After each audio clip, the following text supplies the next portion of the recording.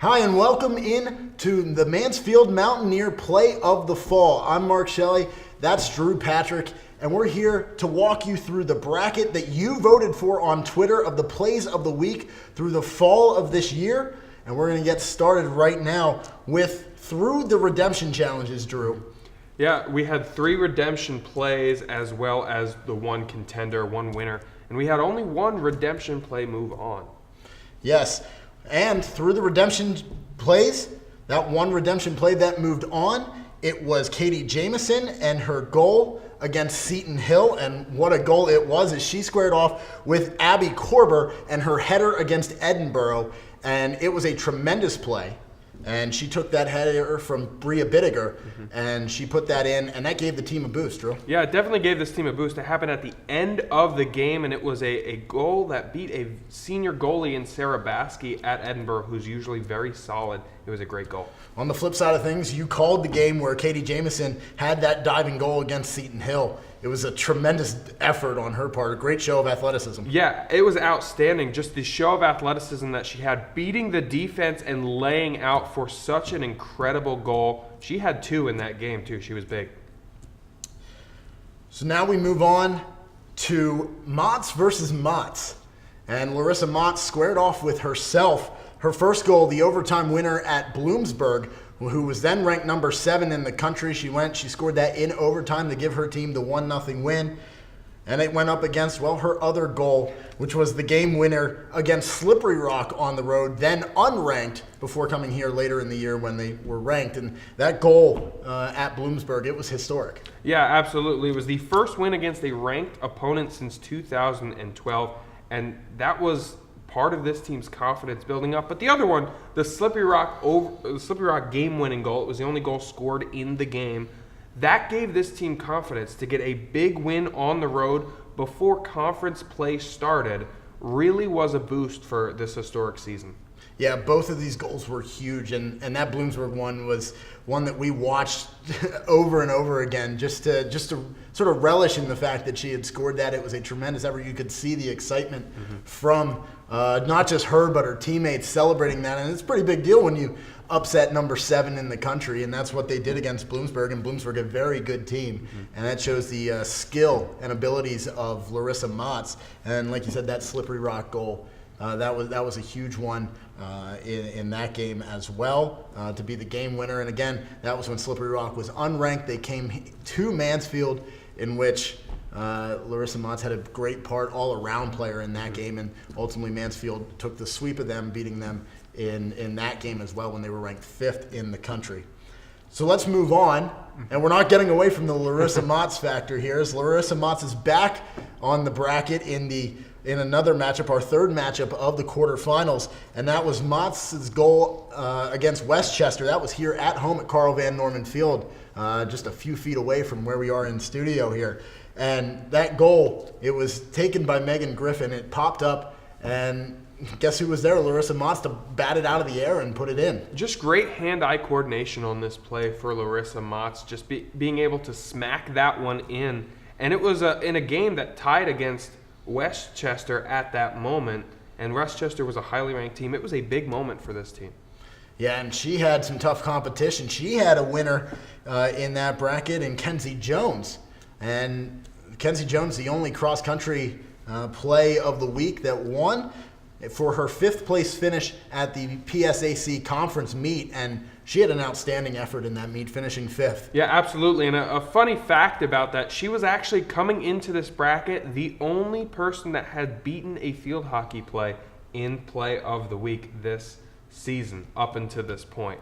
And of course, as her teammate and friend Ben Drexler said, it's one of the hardest and hilliest courses in the conference at Cal, where that course was. And she was fantastic, and it was the highest finisher since 2013 by a Mansfield runner. Yeah, it was a tremendous effort, and I'll tell you what, you and I both cross-country runners in high school, and we're a little removed from that, but definitely a great accomplishment by her, finishing 5th in the PSAC. Well, it was Motts that prevailed in that one. So 2 Motts plays moved on. Katie Jamison moved on.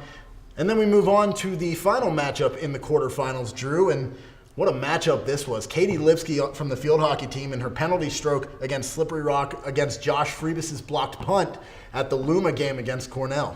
Yeah, that blocked punt. Another play.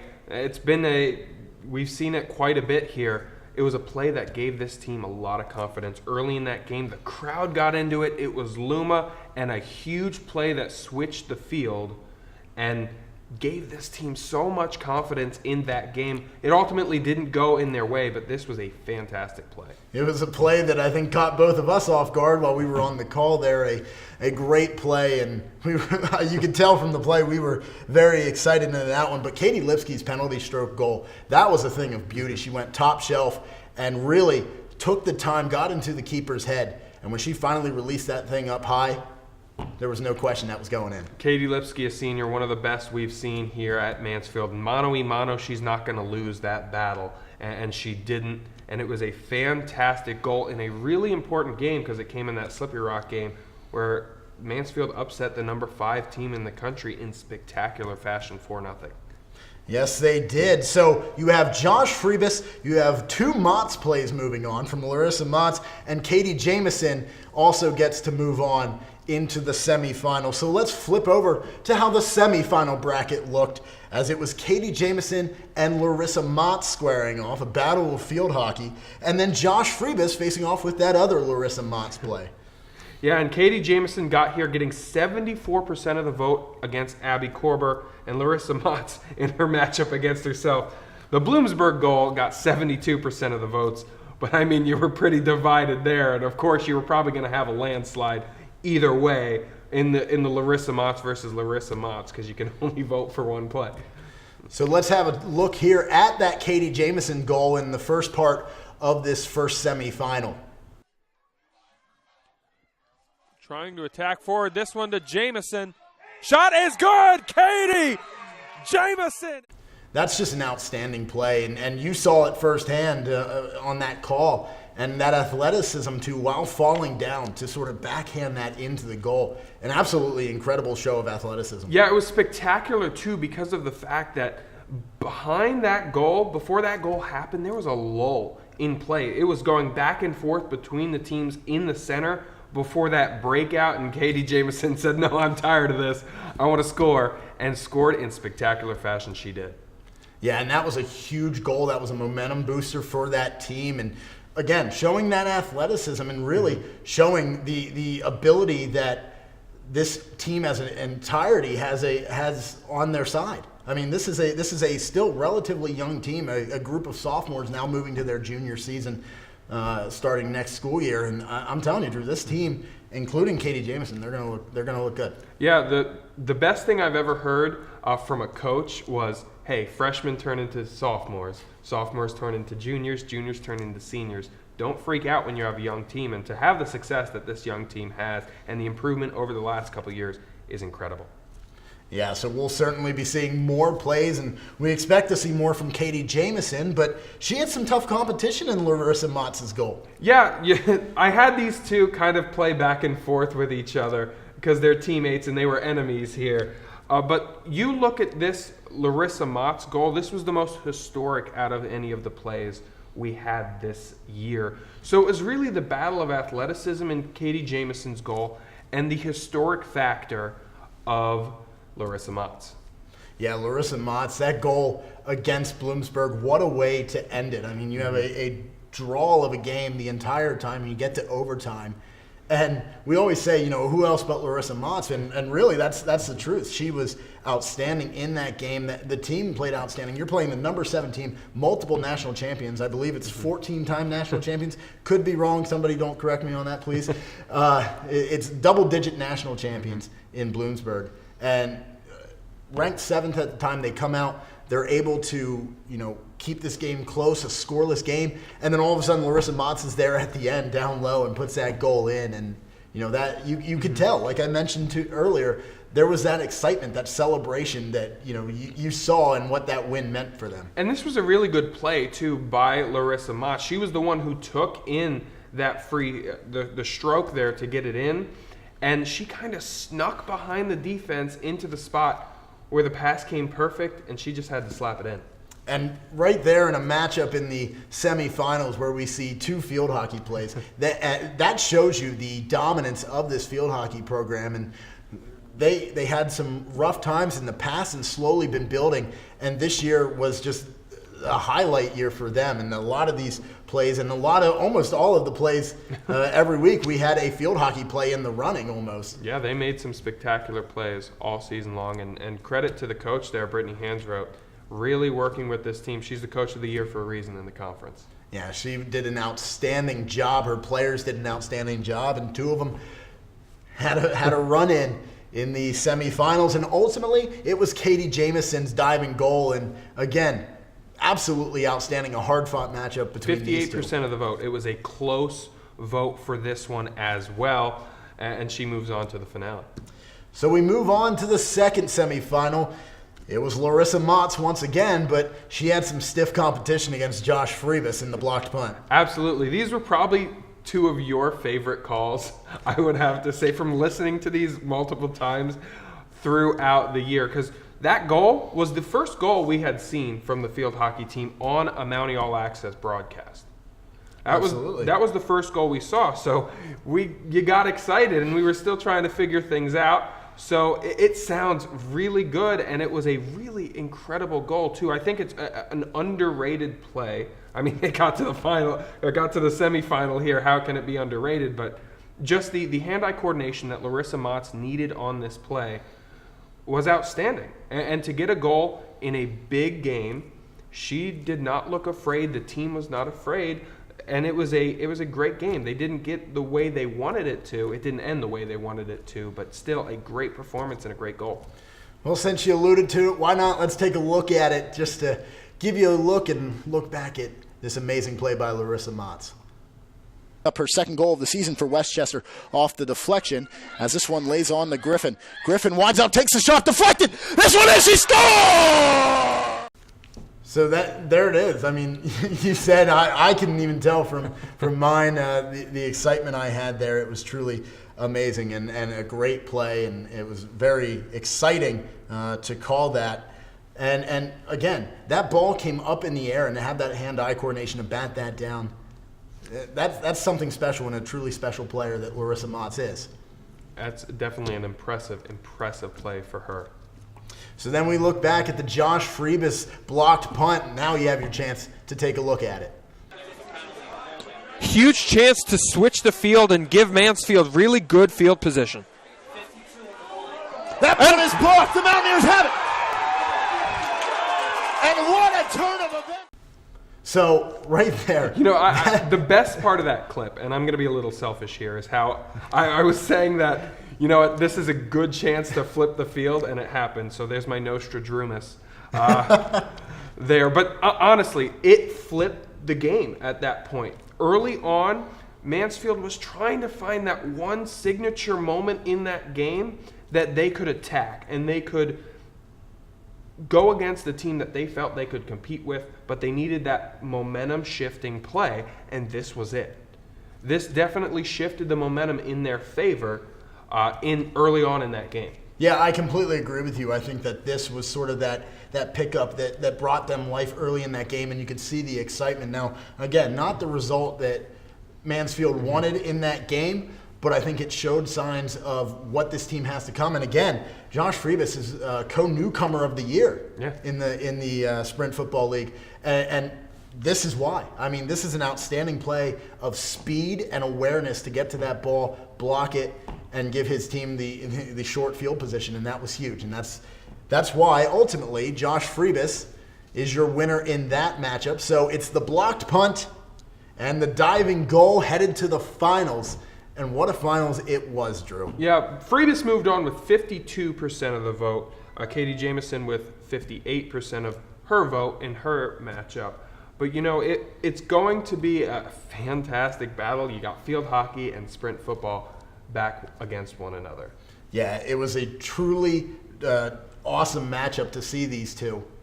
And to have these two plays in the final, I think, you know, this is the way that not only would the fans vote. This is how I voted through. We also have the opportunity to vote for the plays, and this is how I voted for both these plays to be in the final. I will openly say that because, seeing Freebus's punt, it was truly spectacular to be able to get that speed and come from the edge and block that punt. And again, the momentum shift, I think that's what really helped me migrate towards this play of what it meant and the ability of Josh Freebus. I think that was one of the reasons that I went to vote for this play to be in these finals. Yeah, and the other thing with the Josh Freebus play is you got to take the moment into perspective too when you talk about great plays. And the fact that it was Luma, that place was crowded. A lot of people tuned in to watch this game, and you have a moment and a play like that, people are going to notice, and people are going to see that, holy cow, this is a play. This is a play that should be in this finale. Yeah, it was a truly spectacular play, and that's why it got in here. But looking on the other side, Katie Jamison, again, you were there. You saw it firsthand. I've seen it on the film numerous times in preparation for the show and going through the voting and watching it again and seeing your excitement and listening to your excitement on the call. That also leads to what everybody feels. You felt that same way, I know, and everybody did watching it. This is spectacular. I mean, she is speeding down, and she's basically all alone to the side of the cage, and as she's going down, just has the awareness to flip to the backhand while falling down. I mean, that's incredible hand-eye coordination in itself. But to be able to feed that through the legs of the goaltender and put that in for the score, that is what made this an amazing play, and it was truly something spectacular. Things meticulously worked together for this play. She had the timing correctly, the pass was perfect, and the shot went in between the legs. It was exactly what you wanted. And of course, it wasn't senior day, but it was the last home game of the year for this incredible team. And Katie Jamison did not want her seniors to go out with a loss. She had 2 goals in this game and really could have had a hat trick in this one. She was incredible. And I think the biggest thing for me to be shocked in that is because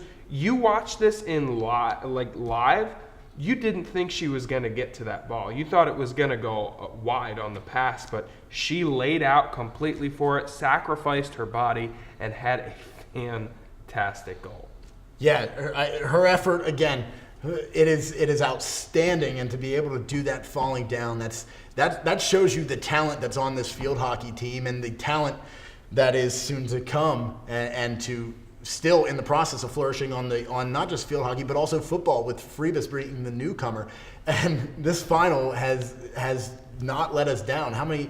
You have the number of votes there were 370 votes in this final, and it was a 51 to 49% of the vote decision. So this was as close as you possibly could have gotten. With 16 minutes left in voting, we were tied at 50%.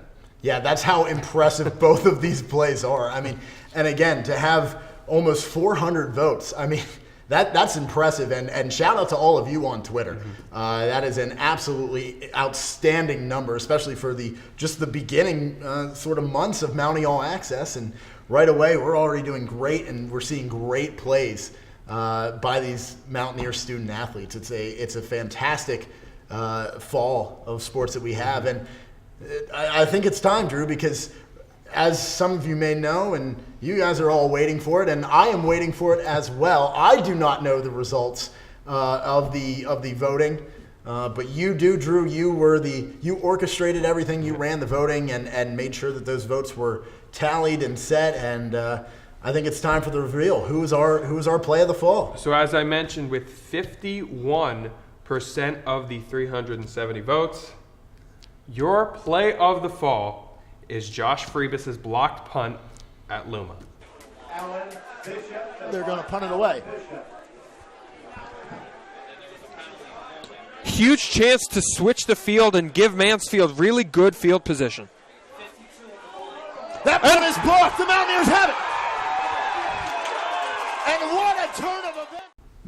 There we saw it again, Drew. This play is truly deserving of this award. Josh Freebus, absolutely incredible athleticism. He comes through and makes that play. It brought sort of life to not just the defense, to the special teams, but to the offense, and really made this an exciting game. And that's what you get. And it doesn't matter if it's if it's just special teams. People seem to overlook special teams, but I'll tell you what, special teams can turn a game around.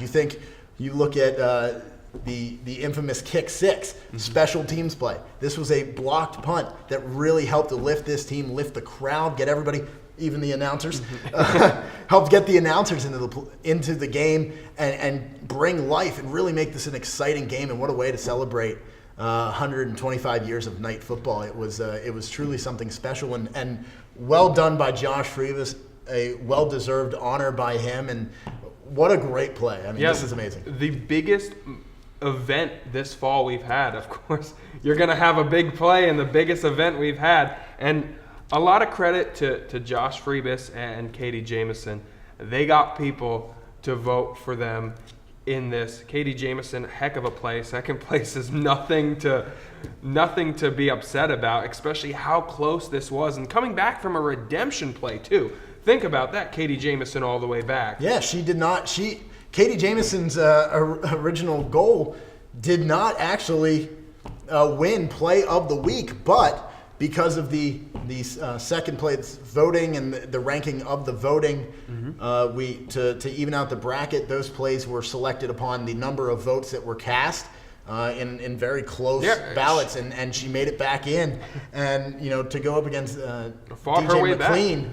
Who had an awesome touchdown, that long, I believe 72-yard touchdown pass. That was in the redemption challenge, and she won that, and then taking on Abby Korber, and then beating her teammate all the way to the finals. And again, like Drew said, second place is not bad. A fantastic play. These plays, and again, it would be one thing if one of these plays was winning 75-25, but this was 50-50 with minutes to go. And that's outstanding, not just from the athletes, but from the voters. 370 votes coming in. That is absolutely incredible, and we thank you for your participation on Twitter. And you guys helped make this a reality for our two finalists and for Josh Frevis to be the play of the fall. So congratulations to the freshman, Josh Frevis, your Mansfield Mountaineer play of the fall. Now, Drew, I believe there is Play of the Fall starting, or Play of the Week for winter sports starting just this. So this upcoming week, Play of the Week is back with the winter plays. We'll hopefully have a lot from basketball this week and maybe even this game, and we'll see. And then come the end of the winter, we'll have this once again here, the Play of the Winter. But that's a ways away now. But congratulations again, Play of the Fall, Josh Frevis. Well, thank you for tuning in to the Mansfield Mountaineer Play of the Fall Reveal Show. Congratulations, Josh Frevis, on your blocked punt being named Play of the Fall. He's Drew Patrick. I'm Mark Shelley. We'll see you on the court this winter, looking for more great plays so we can get ready for the next Play of the Winter.